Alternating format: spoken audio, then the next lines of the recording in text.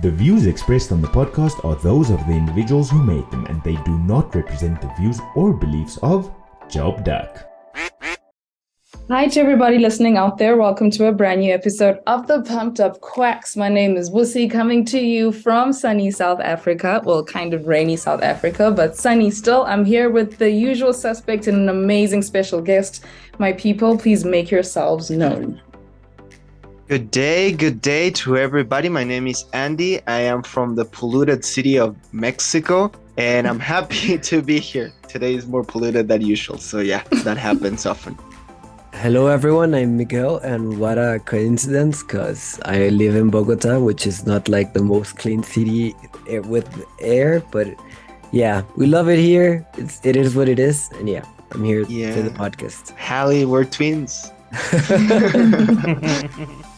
Hello guys, hello everyone, hello world. My name is Franz, I'm from El Salvador, and I have been invited here. I'm really glad to be here with you, and you can feel free to just skip my part because I'm not that funny, but I will try. But yeah, you will be funny. Sure. You will be funny. Welcome, Franz. It's so nice to meet you. Welcome, Franz. Yes, Yeah. Please do tell us some interesting things about Bitcoin in El Salvador. I have many questions, but I guess that's a different podcast, isn't it? yeah. Well, we can make a space if you want, but yeah, okay. Yeah, we can talk about it at the end. Yeah. At the end, right? So let's get into this week's riddle, guys. Are you ready? I'm ready. All right, I'm going to read it to you. And as you already know, we will tackle the answer at the end of the episode, but you do have the time ensuing to just think about it. So here it goes. Mr. Taylor has 4 daughters and each has a brother. In total, how many children does Mr. Taylor have? Easy peasy lemon squeezy. Yeah, I think. I call first. I was gonna say the answer, but no, spoiler. Yeah, spoiler. The answer may surprise you. Click here first and watch this ad. I'm kidding, no ads. Rightio, guys. Let us get into the usual order of things. And as usual, we are going to start with this week's wacky news. Okie dokie. So, this man is the perfect Valentine, but there is a catch. Aditya Iyer's profile has stories and pictures of a friend's destination wedding, cars, bicycles, outings, and holidays. And yes, he cooks too. Aditya Iyer has over 10,000 followers on Instagram. He posts stories and pictures of friends' destination weddings, romantic elderly couples, cars, bicycle, anything, you name it. He does everything. He's also very suave looking, chiseled features and interests ranging from adventure to culinary arts. He's perfect. But here's the thing, here's the big catch, that Aditya Iyer is virtual, an artificial intelligence-based bot. Each image on his profile is AI generated and their captions are processed by ChatGPT, a dialogue-based chatbot which has emerged as a key talking point for its ability to have perfect natural conversations. There is a lot that we can say about this, but I just felt it was important to share this article, just in case you find yourself matching with an AI on Tinder, guys. Just stay on your toes, okay? You know what? That's really common now, like to match with people. I haven't, but friends of mine have told me. The future is now, guys. The future is now. Date AI. Underwater kiss world record broken for Valentine's Day. A paisana of you, Busi, a South African woman and a Canadian man traveled to the Maldives to break the Guinness World Record for the longest underwater kiss ahead of Valentine's Day. Beth Neal and Miles Cloutier kissed underwater for 4 minutes and 6 seconds. The couple broke the world record previously held by Michelle Fucarino and Elisa Lazaina, who kissed underwater for 3 minutes and 24 seconds in 2010. My neighbor always makes noise when I work from home. He could get me fired. One noisy neighbor who slams doors and causes walls to shake has been criticized by the home worker living next door, who fears the resident will get them in trouble with their boss.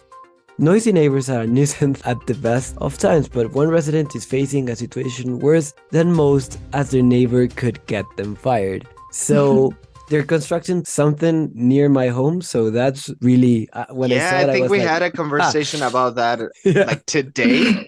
That also my neighbors are like cutting some wood. They have been cutting wood for like 2 weeks, and I'm Oh my getting crazy. word. So yeah, let's create an association anti neighbors who are very loud, because I Yeah. can't take it anymore. I can't take it anymore. I can That's relate the to that, same. yeah. Yeah. An asteroid was seen at 3 a.m. in England and France early Monday morning, and the Center European Space Agency predicted that this asteroid was gonna be seen at that specific day, that specific location. And the thing is that it was 3 a.m. and the sun was already up in the sky, but it was actually the asteroid because it gave wow. like a light show. It looked like the world was gonna end, but yeah, suddenly it just turned out. Yeah. Glad you That's didn't. so fun. Yeah. Like thinking the world is going to end, and then Right? it's just an asteroid. Yeah. Oh, okay. We can continue our lives. Yeah. I have Yeah. to work later, but yeah. That's so cool. Yes, lots of wacky things happening in this world. We've got asteroids, we've got noisy neighbors, we've got AI matching with people on Tinder. And that's actually something that we would really want to talk about today. Yes, how AI has just become this big thing in our lives. Let's look at it from the perspective of your everyday lives. Considering AI programs that you have heard of or used, which ones do you think are the more useful ones? Does AI freak you out the smarter it gets? Because for me, it does. I used to think that ChatGPT was something I could use to just quickly find an Excel formula I needed, but I have since very much found out that there's a lot more going on there. So I just wanted to get your thoughts on all of this. I remember a movie called Artificial Intelligence, and it really traumatized me when I was a child. I don't know if you have seen it. Yeah. It's about a child that it's a robot, and at the end it's really sad. But the thing is that since I saw that movie, I predicted that we were gonna get to that at some point, right? Yeah. And that's Yeah. basically what we are right now, almost. I would not be surprised if in the next 10 years, maybe not every house, but maybe just the rich ones will have like their own robot, Yeah. or something like that. No. Yeah. They're like trying to aim for that kind of stuff, like having a home robot in every home, like in all of those sci-fi movies that you could watch in the 90s and 2000s. They're trying to make it a reality.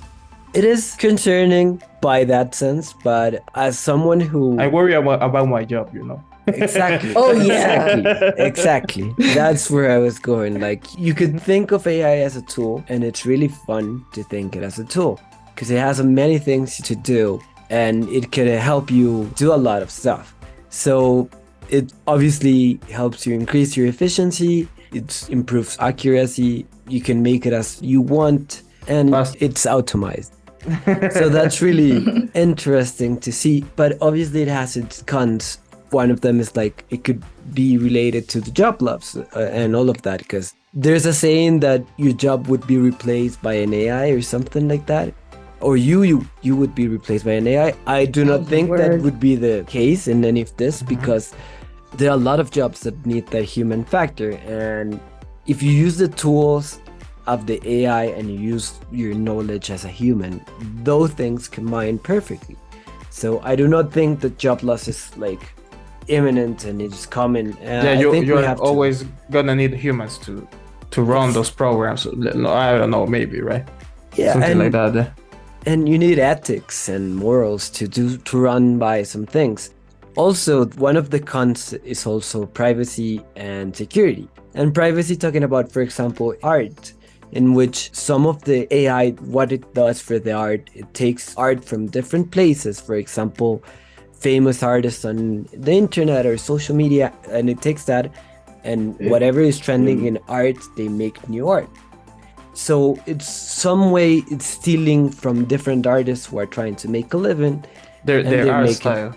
Yeah, basically. exactly. Their style, their way of doing things, their like traces, a lot of that, it can be a con too. But as I said, everything has like to be pinpointed and has to have a lot of thought into it.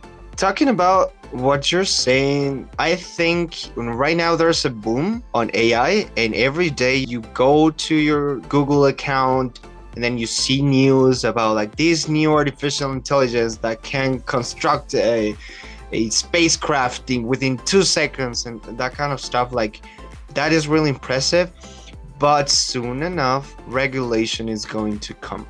I think it's a matter of time. Right now, everybody can enjoy their lives with AI, but soon enough, the governments are gonna see the potential danger that giving unlimited power to common people.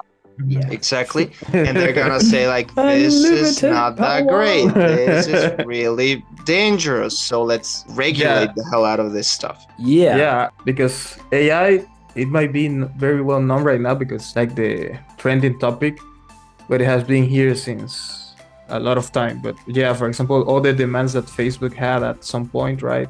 It was concerning privacy because of the users and everything, right? Mm-hmm. Yeah.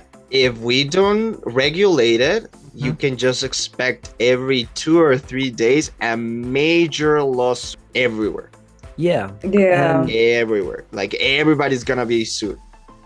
And one thing that I find interesting is that most of the automatization and all of that we had before were called different things. They were called bots, they were called different stuff. But what is trending right now is not to call them bots, it's not to call them different code or something like that, but it's called them artificial intelligence. Exactly. And that is like what is trending and what is people like getting them really nervous, like, oh, my job, what I'm going to and that's it. And I understand that too, because I've been that part. Like, I've seen a lot of AIs that say whatever I do and I'm like, this is weird. But that has been for a long time. Like, you could see AI for a long time before, but it was called differently or it had a different code. You know, the funny thing is that this term artificial intelligence, I mean, it exists for a while because the first artificial intelligence summit actually happened on 1956, if I'm not mistaken. Whoa. So yeah, that term, it's actually really old. The only thing that was different from then and from now is the computer power, you know. Yeah. Because maybe in the 1950s, you will have to use your whole living room to have a PC, you know, like we are doing right now, you know, because those things were massive, right? But now you have basically a computer in your cell phone and everything. Yeah, the level of sophistication. Yeah, exactly. I think, considering various facts about AI, that there might be certain situations or societies that might benefit more from AI. And I'm going to give an example to support what I'm saying. Let's look at Japan. Okay. Let's look at Japan. Japan has the oldest population in the world. The average Japanese citizen is about 48.6 years old, right? And that's because of a combination of a low fertility rate and high life expectancy rate. It has also been cited by certain researchers and scientists and scholars and smart academics that is the reason why there's so many vending machines and automated processes in Japan, because there just aren't that many people to hire to even just be a store clerk, you know? So if we look at it as a threat, first of all, to our livelihoods, how do you convince a population that this is okay when the other side of the world is actually saying, nah, this actually might be necessary for our country to continue because there aren't enough people to put into the workforce, whereas the rest of the world is saying, no, slow down with this, we need jobs. Yeah, that is a great topic. And yeah, I do think that maybe, for example, a country that needs like people to work because they don't have right now people for the workforce and all of that, you could find a reason to have AI, right? And that makes sense. And at the end, also, you would need someone to supervise that AI because it may not make mistakes as you know it, but it has some flaws. Ethically, morally, other type of flaws, different input can be wrong. So someone has to supervise it. The AI could work on itself, but it needs like a guide to do it. Problem is who is watching the watchers, right? Exactly. Whoever is going to watch that watcher and whoever is going to do that process of being there is going to be responsible for a lot of things at the end of the day. And for me, it's like an interesting discussion. Yeah, it would need supervision. You'd also need support from the people. I Right. think the population you are bringing it to needs to be ready to embrace it. Maybe a way to convince people about AI will be on what kind of field you're gonna use it, right? Yeah. Because for example, for medicine, I think that's gonna be there's a lot of opportunity there, right? For example, Google a few years ago was working on detecting patterns in your eyeballs, so that way they can like predict if you are gonna have cancer or if you have cancer already, and another bunch of diseases, you know. That's so yeah, crazy. I think that if that so is used to, yeah, because if that way you can like save lives, that's a great way. I think I will go for that, you know. Yeah. If you're gonna like detect cancer before when it happens, you still have time to fight it, then I buy that. Shut up and take my money, right? So yeah. I totally agree with that. Andy, what do you think? Take the cancer, but don't take my job. Yes, exactly. Andy, what's up? Exactly. I think if we're gonna open AI for everybody, I think each government should determine the regulations that they're putting in this, and also it depends on a sociological approach of the people that inhabits such places. Some people are more open to technologies, such as you're saying Japan or South Korea or certain parts of Europe, but some other countries are more traditional. One of the countries that could benefit a lot from AI could be India, but it's also a highly traditional country, and it's really polarized about the many beliefs that these people may have. So I find it difficult for those two concepts to compete in a way that it blends smoothly. So, and that happens to a lot of countries as well. Maybe Latin America will have a lot of problems on that too, because it's deep roots into their traditions. I agree in that, but I think that the factor that has most influence in which countries you can deploy or not is the economic power of that country. Because deploying AI projects, it's really expensive, man. You know, I mean, Europe, Japan, for example, they are like the top in technology, right? So I think that's why they can afford all those things they do, right, with AI. The same with Europe, United States, and everything, right? Interesting. That's a good take. I also think that AI has different capabilities, so it's not just one AI. So I think it's very malleable in terms of what projects can you introduce to a certain country. So not all of those are gonna be crazy expensive. Some of them might be more expensive than others. I think it just depends on the approach that you want to do. Yeah.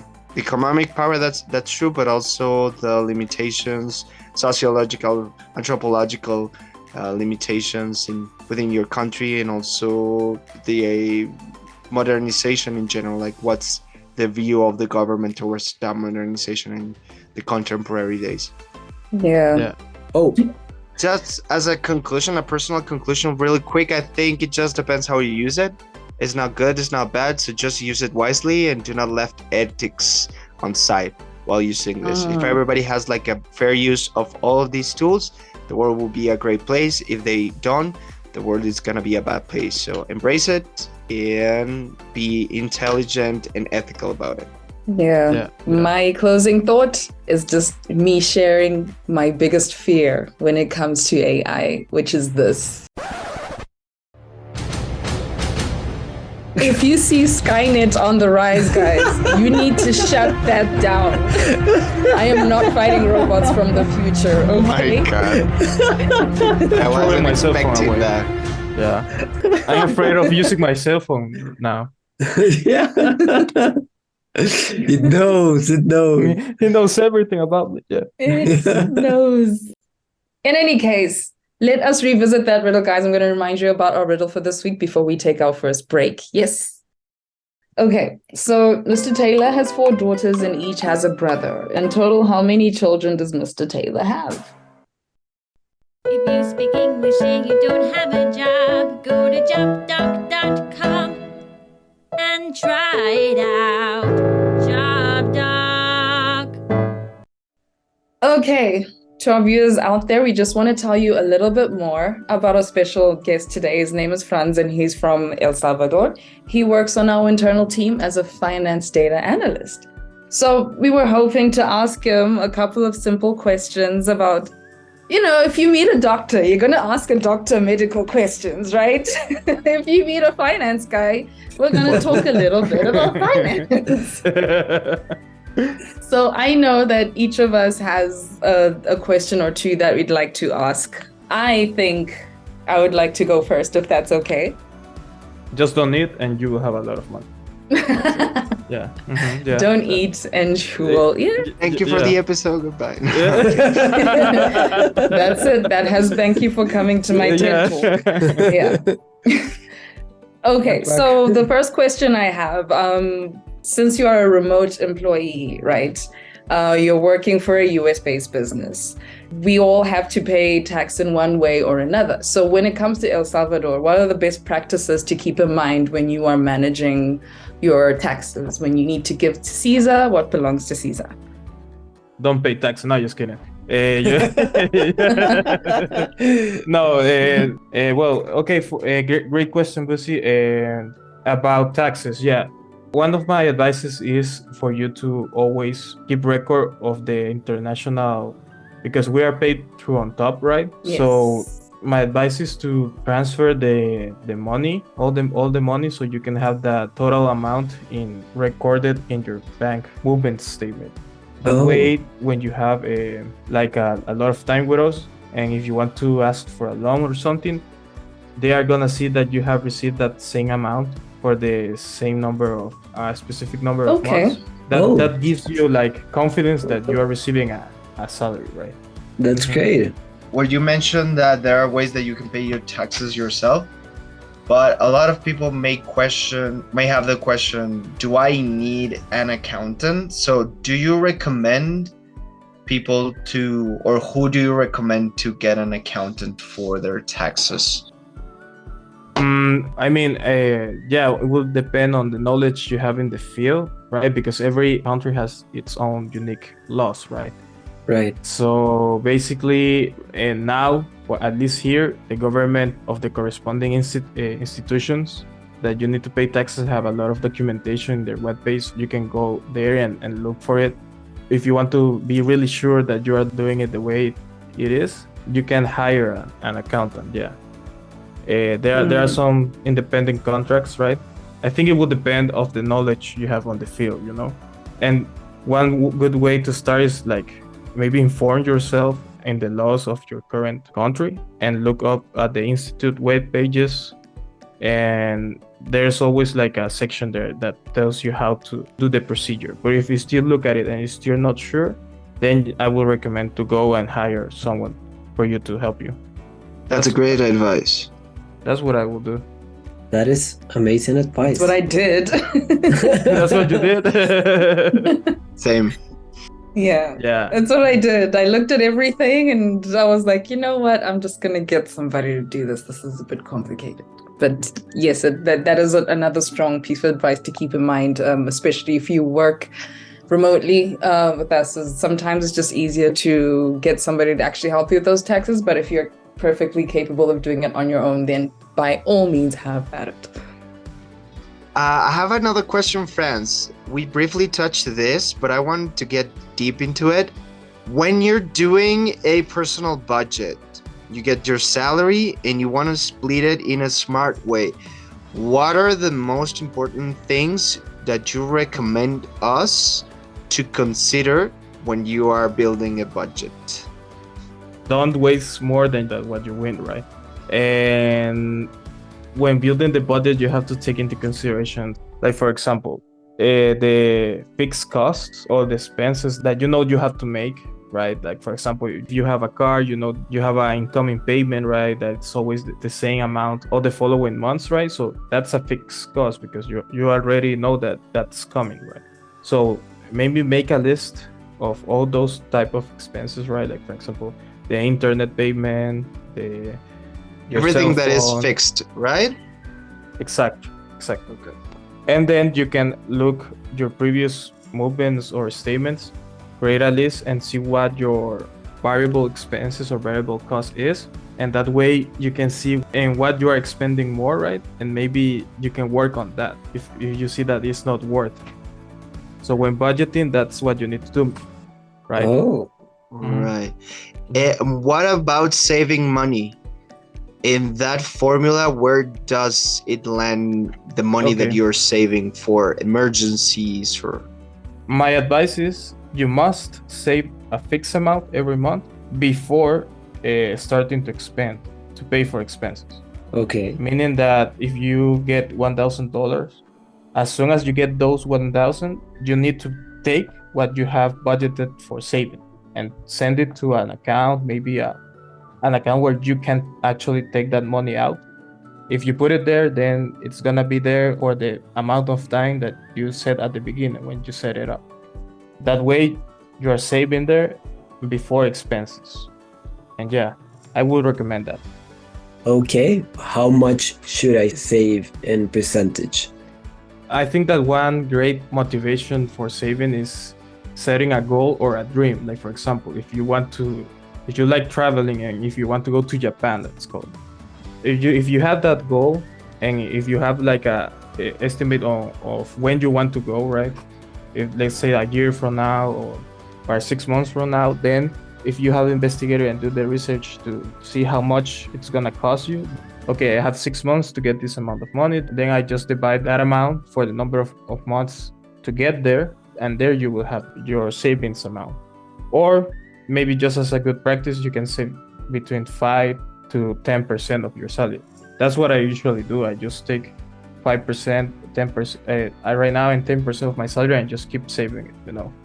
Oh, Of course, that depends of your situation, right? Because everyone has his own responsibilities and obligations. I don't know if you failed your family or if you are paying for a degree or anything else, right?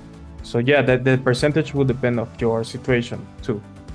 I guess we do what we are able to do, but I guess like at the end of the day, just try your best to put a little something away every month and try and resist the temptation to go back and take it out of your savings again a few days go into later. Yeah, Stop reading me, Franz.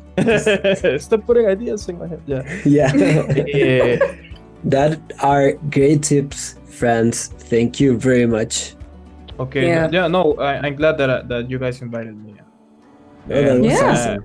Whenever you guys need me, I'm there for talking about. Okay, but wait. Why do you sound like you're saying bye? We still have a riddle to solve. Hang on. Oh, of course. That's true. It's true. Sorry. Okay. I forgot. Yeah. Okay, so I'm gonna read it out one more time, and then one by one you give me your answers. Yes, but remember Andy called dibs. Anyway, Mr. Taylor has 4 daughters and each has a brother. In total, how many children does Mr. Taylor have? Let's have those answers. Andy. 5. Okay, so that's answer number 1. Oh damn. Then I didn't get the trick, but I would say 4. Okay, your answer is 4. And Miguel, what do you say? 1. Okay, so one of you is right. The question is who's right? Andy's right. Andy got the answer. It's Oh my 5 god. because we were Yeah. 4 daughters, 1 brother. yeah, because I thought 5 at the beginning, but yeah, then no, it's too easy. But okay. it's too easy. Sometimes it Yeah. is too easy. Those are the ones that people get wrong because they expect it to be difficult. Yeah. But- to be deadly. Yeah.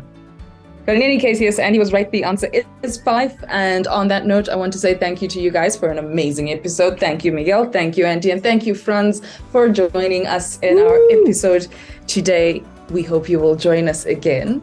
And to all of our listeners out there, if you want more information about JobDuck, if you want to apply to one of our offers, where you can find out more about us. First, you can visit our website at www.jobduck.com. You can also hang out with us on our socials. We are on Instagram at The Job Duck. You can find us on LinkedIn, The Job Duck. You can find us on Facebook, The Job Duck. You can find us on Twitter at @the_Job Duck. You can also find us on TikTok as @The Job Duck. And if you have the interest, You can also find us on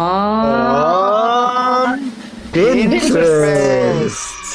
Pinterest. Stay away from Skynet. Save wisely. And have a great week.